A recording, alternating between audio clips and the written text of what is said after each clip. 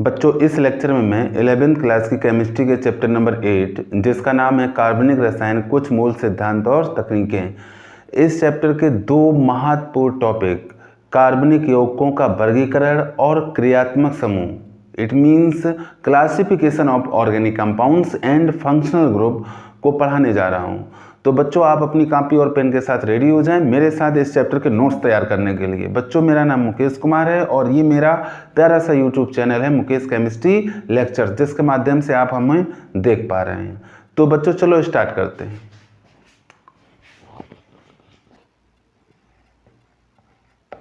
Classification of organic compounds, कार्बनिक यौगिकों का वर्गीकरण। इसको बच्चों ऐसे समझते हैं, पिछले लेक्चर में मैंने आपको बताया था कि कार्बन में एक विशेष क्वालिटी होती है कि ये श्रृंखला बनाता है, कार्बन एटम श्रृंखला बनाता है। इसमें एक श्रृंखलीकरण की प्रवृत्ति होती है जिसको कैटेनेशन के अंतर्गत मैंने पिछले लेक्चर में आपको क्लियर किया था कि कार्बन में श्रृंखला बनाने की एक अद्वितीय क्षमता होती है। और ये किस तरह से श्रृंखलाएं बना सकता है इसको समझते हैं बच्चों। ये देखो बच्चों, ऐसे ये जुड़ सकता है, ये ऐसे भी जुड़ सकता है, ये ब्रांच भी बना सकता है, इस तरह से ये ब्रांचिंग भी कर सकता है। बच्चों ये ऐसे भी कर सकता है, ये इस तरह से भी जुड़ सकता है। बच्चों ये ऐसे भी जुड़ सकता है। और कार्बन की वैलेंसी बच्चों कितनी होती है?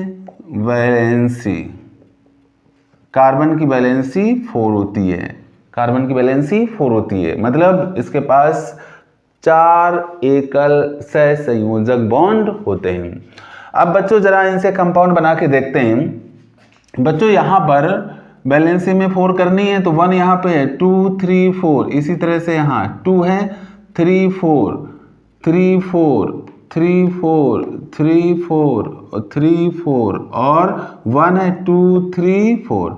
अब सभी जगह क्या क्या करते हैं बच्चों? हाइड्रोजन एक एक जोड़ करके कंपाउंड कंप्लीट करते हैं। हाइड्रोजन क्यों जोड़ते हैं? हाइड्रोजन की वैलेंसी 1 होती है, इसलिए एक एक हाइड्रोजन जुड़ेगा। वैलेंसी को सेटिस्फाई करने के लिए सभी जगह एक एक हाइड्रोजन जोड़ दिया, सभी जगह मैंने एक एक हाइड्रोजन जोड़ दिया। बच्चों इससे जो, इसको बच्चों हटाते हैं, इससे जो अभी हमारा फार्मूला बन रहा है ऑर्गेनिक कंपाउंड का, वो किस तरह से बन रहा है? देखो बच्चों इस कार्बन को देखो, इससे 3 हाइड्रोजन जुड़े हैं तो इसको हम लिखेंगे CH3। दूसरे को देखो, इससे 2 जुड़े हैं, फिर आगे इस कार्बन से 2 जुड़े हैं, फिर 2 जुड़े हैं, फिर 2 जुड़े हैं। कितने बच्चों? 1 2 3 4 5, 1 2 3 4 5 और फिर बच्चों 3 जुड़े हैं, CH3। तो इस तरह से बच्चों आपने देखा कि इसने जो चेन बनाई है, जो श्रृंखला बनाई है कार्बन एटम ने, वो स्ट्रेट है, सीधी श्रृंखला है, सीधी श्रृंखला है। अभी बच्चों मैंने कहा था कि ये चेन भी बना सकता है, ये चेन भी बना सकता है।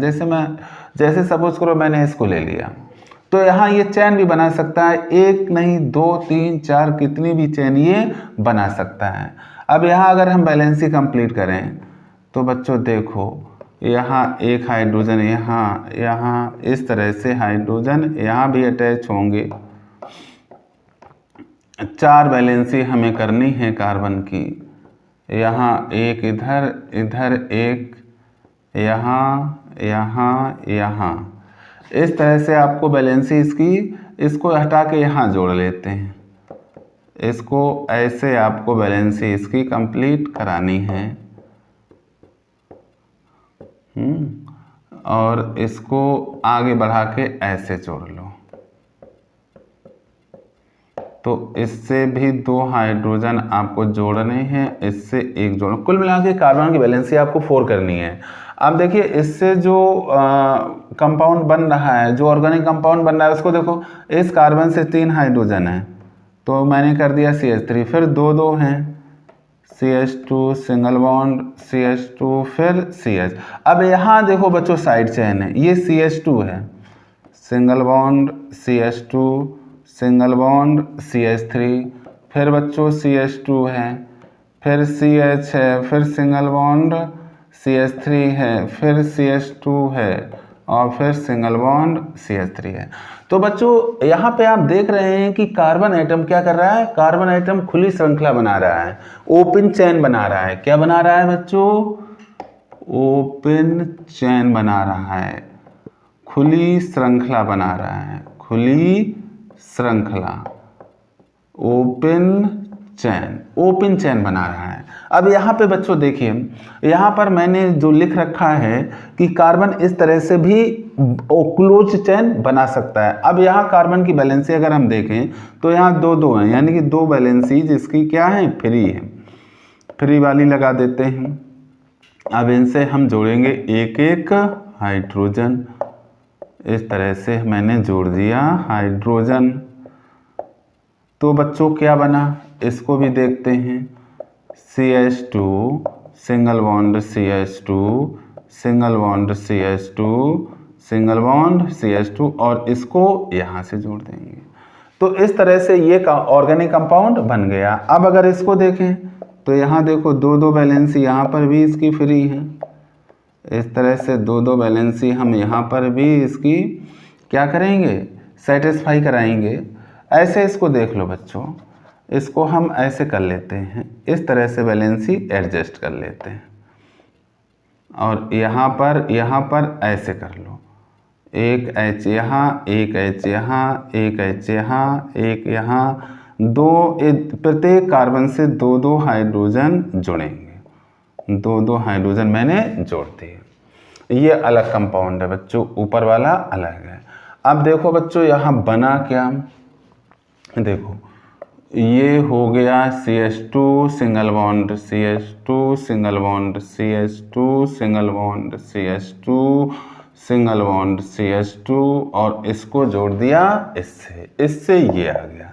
तो आप दो बातें यहाँ पे देख रहे हैं कि यहाँ पर तो ओपन चेन बन रही थी और यहाँ जो चेन बन रही है ये कैसी है बच्चों, क्लोज्ड, बंद है। यहाँ ये बंद चेन बना रहा है, इसको बोलते हैं बंद श्रृंखला, बंद श्रृंखला, क्लोज्ड चेन।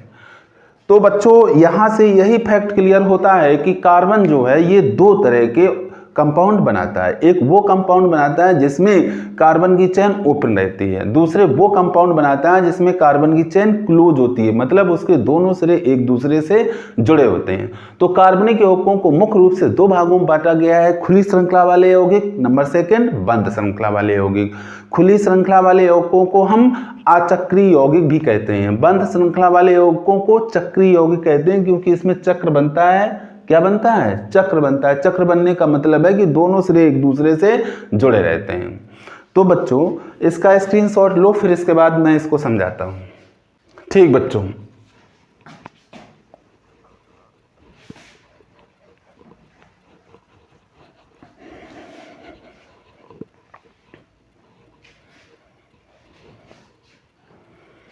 देखिए बच्चों यहाँ बात हो रही है ऑर्गेनिक कंपाउंड्स की, बात हम कर रहे हैं ऑर्गेनिक कंपाउंड्स की। तो इसको अब क्लियर ये हो गया फैक्ट कि इसको दो भागों में बांटा गया है।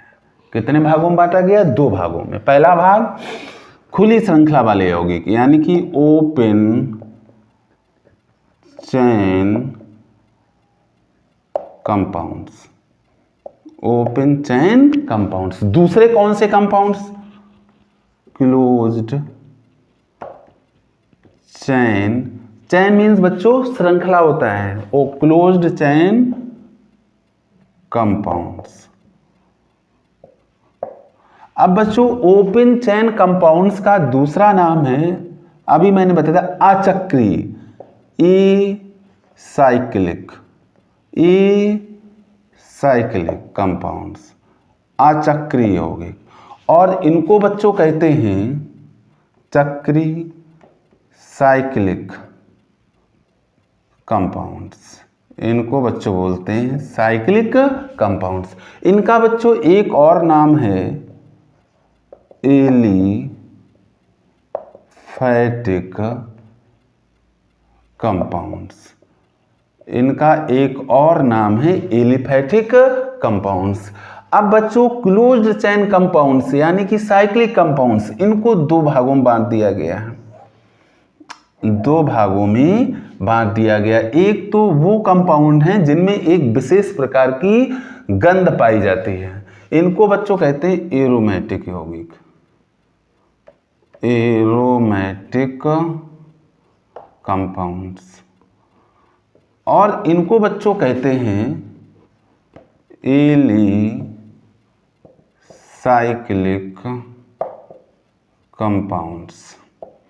अब बच्चों एरोमेटिक कंपाउंड्स को दो कैटेगरी में बांट दिया गया है, समचक्री, विषम चक्री। इसी तरह से एलिसाइक्लिक को भी दो भागों में बांट दिया गया है, समचक्री और विषम चक्री। होमोसाइक्लिक,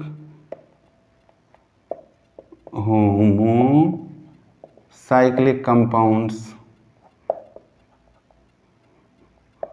और इधर बच्चों आ जाएगा हेटेरो साइक्लिक कंपाउंड्स। इसी तरह से बच्चों एलिसाइक्लिक को भी बांटा गया है, होमोसाइक्लिक कंपाउंड्स। और इधर बच्चों हेटेरो साइक्लिक कंपाउंड्स। तो इस तरह से बच्चों ऑर्गेनिक कंपाउंड्स का क्लासिफिकेशन किया गया है। बच्चों इसको अपनी कॉपी में नोट करो, फिर मैं इसको इंडिविजुअल डिटेल में समझाता हूं कि ये है क्या। ठीक है बच्चों, साफ करते हैं इसको।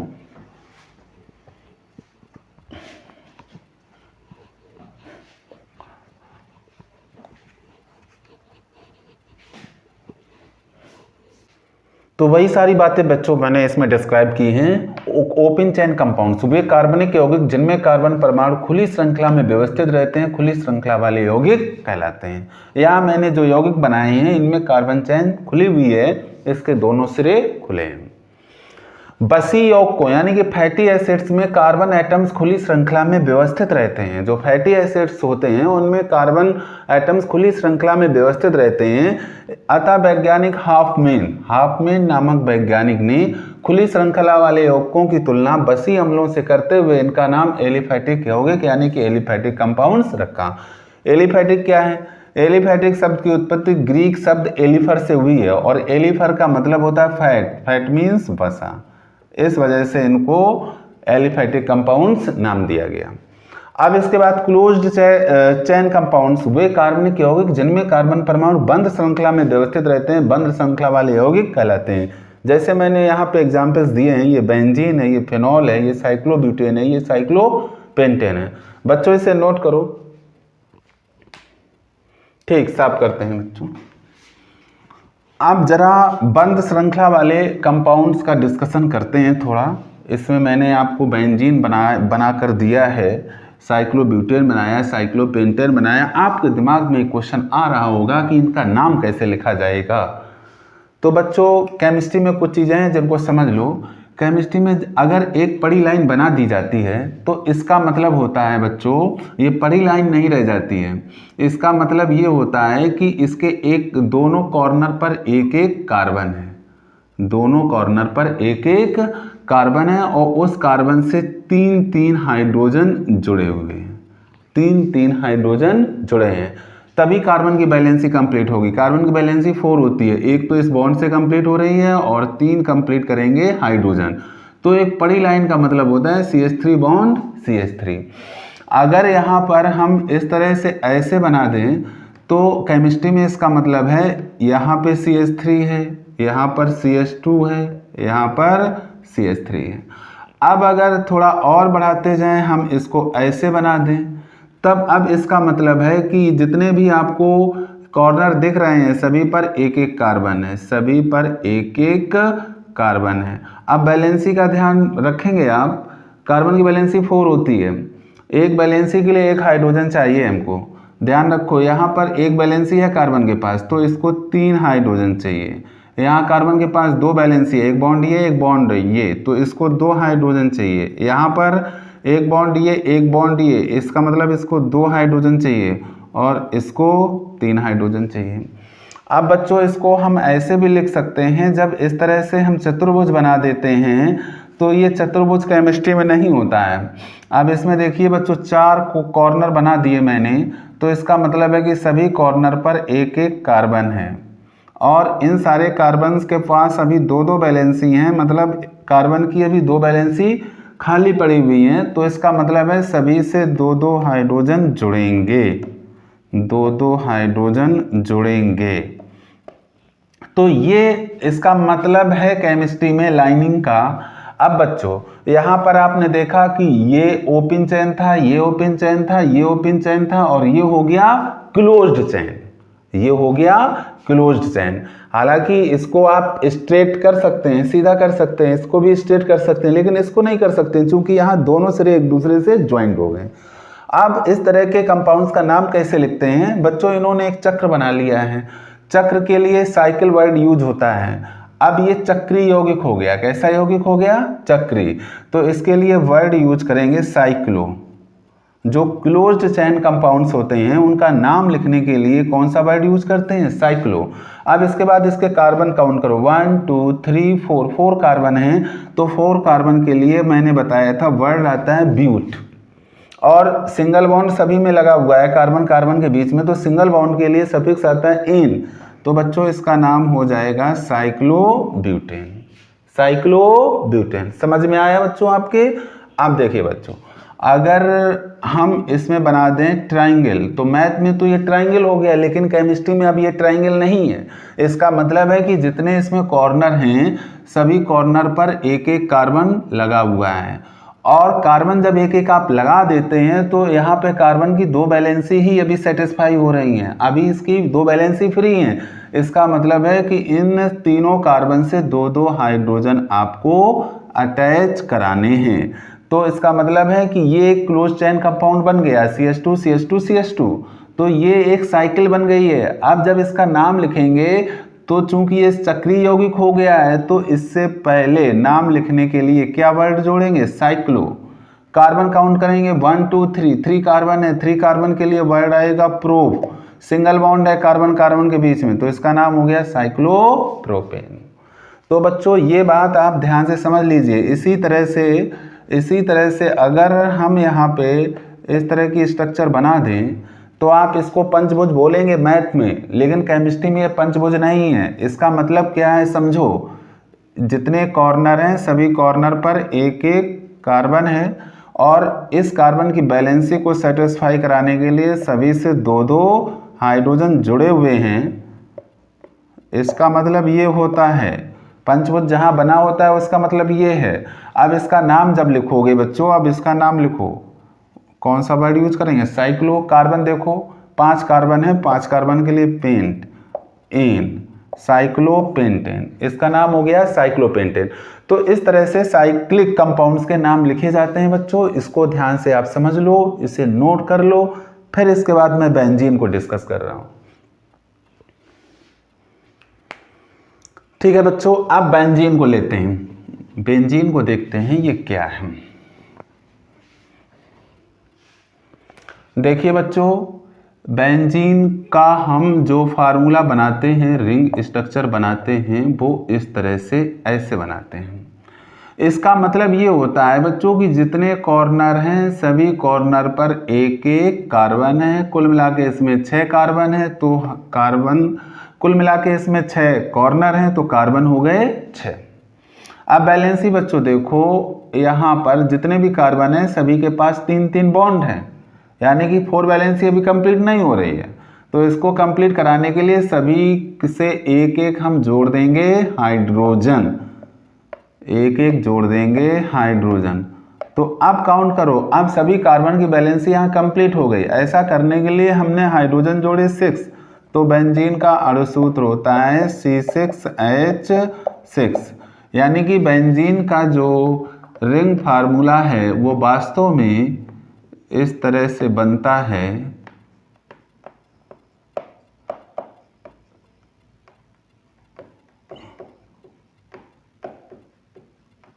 इस तरह से बनता है, लेकिन इसको इस तरह से रिंग बनाकर लिख दिया जाता है।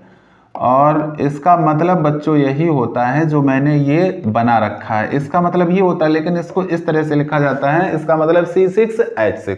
ये बच्चों बेंजीन है। हालांकि बेंजीन में आगे आपको डिटेल में समझाएंगे कि इसमें डबल बॉन्ड कहीं नहीं होता है, डबल बॉन्ड लगातार इसमें घूम रहा होता है, वो बाद में डिस्कशन करेंगे। फिलहाल में आप इतना समझो कि इसमें इस तरह ये स्ट्रक्चर का मतलब ये है। ठीक बच्चों, अब देखिए अगर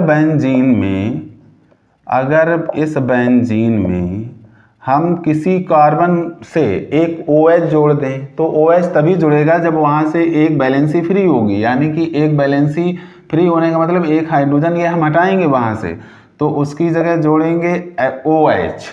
ये हमने OH वाला एग्जाम्पल दिया है बच्चों। इसका नाम फिर हो जाता है फिनॉल, इसका नाम हो जाता है फिनॉल। ये बेंजीन के डेरिवेटिव में, बेंजीन के व्युत्पन्न हैं। अब इसी तरह से अगर हम एक वैलेंसी फ्री करा के हम जोड़ दें CH3, तो इसका नाम बच्चों है टालवीन। ये टालवीन कंपाउंड है। तो इस तरह से बेंजीन के बहुत सारे डेरिवेटिव बनते हैं जो बाद में चैप्टर आने पर डिस्कस किए जाएंगे। तो बेंजीन का मतलब बच्चों ये है, इसका भी स्क्रीनशॉट ले लीजिए। तो ठीक है बच्चों, आगे की चीजों को समराइज करते हैं। हम पहुंचते हैं एरोमेटिक कंपाउंड्स पर। बच्चों एरोमेटिक कंपाउंड्स वे चक्रीय यौगिक जिनमें कुछ विशिष्ट गुण होते हैं, एरोमेटिक यौगिक कहलाते हैं। एरोमेटिक शब्द की उत्पत्ति ग्रीक शब्द एरोमा से हुई है। बच्चों एरोमा का मतलब होता है विशेष सुगंध या विशेष गंध, प्लीजेंट स्मेल। एरोमा शब्द का प्रयोग सर्वप्रथम केकुले ने किया था। केकुले बच्चों, केकुले ने ही ये बेंजीन की स्ट्रक्चर भी दी थी। आगे आपको डिटेल में समझाया जाएगा टॉपिक आने पर। प्रायः बेंजीन और उससे बने यौगिकों को ही एरोमेटिक यौगिक कहा जाता है। बेंजीन और बेंजीन से बने यौगिकों को ही एरोमेटिक यौगिक कहा जाता है। समचक्री वे एरोमेटिक यौगिक जिनकी चक्र केवल कार्बन परमाणुओं से मिलकर बनती है, समचक्री एरोमेटिक यौगिक कहलाते हैं। समचक्री एरोमेटिक यौगिक कहलाते हैं, जैसे बेंजीन। विषम चक्री वे एरोमेटिक यौगिक जिनकी चक्र में कार्बन के अतिरिक्त अन्य परमाणु होते हैं, विषम चक्री एरोमेटिक यौगिक कहलाते हैं। जैसे कि यहाँ पर ये जो चक्र है इसमें नाइट्रोजन परमाणु आ गया है बीच में, तो ये विषम चक्री है। ये पिरीडीन होता है बच्चों। इसका फार्मूला है C6H5N, इसका सूत्र है C6H5N। ये पिरीडीन है। इसी तरह से बच्चों ये पायरोल है, इसकी चक्र में नाइट्रोजन आ गया है, तो इसका ये हो गया विषम चक्री एरोमेटिक यौगिक। बच्चों इनको आप नोट कर लें। तो ठीक है बच्चों, आगे के बचे हुए पार्ट एलिसाइक्लिक को अब मैं समराइज करने जा रहा हूं, इसके बाद उसे भी आप नोट कर लेंगे।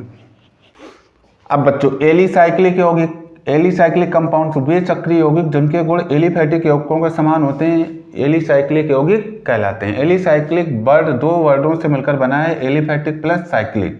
Aliphatic plus cyclic, it means इनके गुण एलिफैटिक यौगिकों के समान है। एग्जाम्पल बच्चों साइक्लोप्रोपेन, साइक्लोब्यूटेन, साइक्लोपेंटेन, इस तरह से इसके एग्जाम्पल्स आते हैं। ये भी दो प्रकार के होते हैं, समचक्री विषम चक्री। समचक्री का मतलब इनके चक्र में केवल कार्बन, विषम चक्री का मतलब इनके चक्र में कार्बन के अतिरिक्त अन्य परमाणु हो। जैसे मैंने यहाँ फ्यूरॉन बनाया, थायोफिन बनाया, यहाँ कार्बन के चक्र में क्या आ गया, ऑक्सीजन आ गया, यहाँ चक्र में सल्फर आ गया। तो बच्चों इनको आप नोट कर लो। तो ये बच्चों था कार्बनिक यौगिकों का वर्गीकरण, जो बहुत ही आगे यूज होने वाला है, इसलिए इसको आप ध्यान से कॉपी में नोट कर लेंगे और इसको तैयार भी करेंगे। इसका स्क्रीनशॉट लें। तो बच्चों इसे साफ करते हैं हम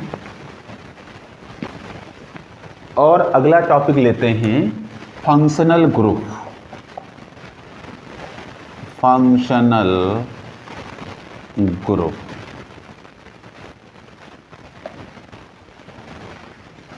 क्रियात्मक समूह।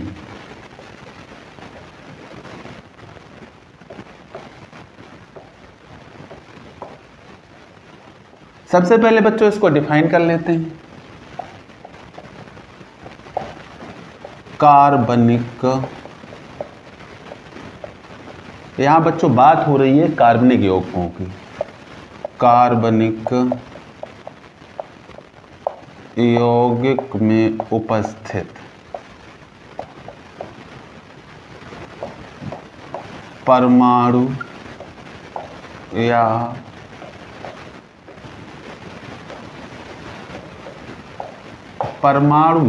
परमाणुओं का समूह, कार्बनिक यौगिक में उपस्थित परमाणु या परमाणुओं का समूह जो यौगिक के रासायनिक रासायनिक गुणों को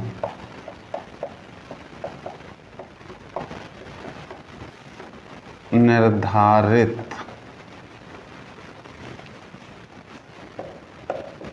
करता है,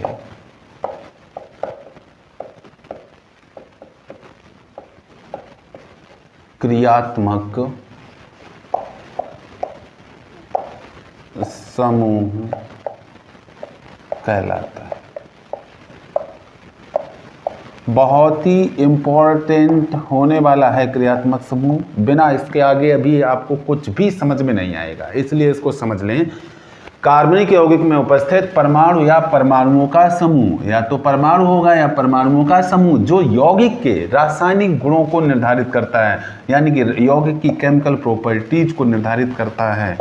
सारी रिएक्शन जो हैं वो तभी होंगी जब उसमें क्रियात्मक समूह पार्टिसिपेट करेगा, यानी कि यही वो फैक्टर है जो केमिकल प्रॉपर्टीज को डिसाइड करता है, रासायनिक गुणों को निर्धारित करता है।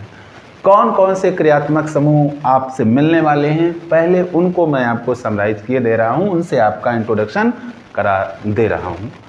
तो बच्चों क्रियात्मक समूह को समझ लें। फंक्शनल ग्रुप, कौन कौन से फंक्शनल ग्रुप आपसे मिलने के लिए तैयार बैठे हैं, पहले इनको जान लें और इनका नाम भी जान लें कि इनका नाम क्या है। पहला फंक्शनल ग्रुप COOH, इसको बच्चों कहते हैं कार्बोक्सिल समूह। हिंदी इंग्लिश दोनों में नाम समझ लें, इसका नाम है कार्बोक्सिल समूह COOH। दूसरा है बच्चों COOR, इसका नाम है बच्चों एस्टर समूह। इनको अच्छे से समझ लें, इनके नाम जान लें, याद कर लें। COOR ester. फिर बॉन्ड SO3H सल्फोनिक, इसका नाम है बच्चों सल्फोनिक समूह। फिर बच्चों है COX acid halide, acid halide.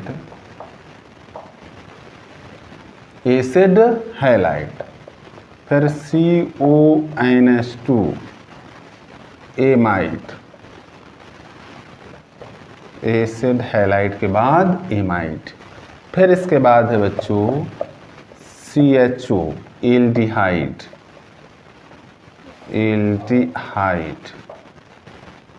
फिर है आपका CN साइनाइड। फिर है बच्चों NC आइसोसाइनाइड,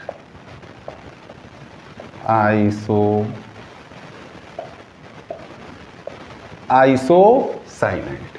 इसके बाद है बच्चों डबल बॉन्ड COO, इसको बच्चों बोलते हैं कीटोन। कीटोन समूह है बच्चों ये आपका कीटोन समूह। ये सब समूह हैं बच्चों, यहाँ आप समूह लास्ट में बोलेंगे।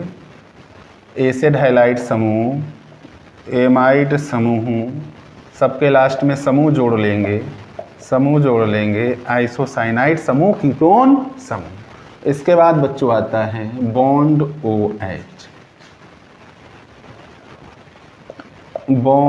OH एल्कोहलिक समूह।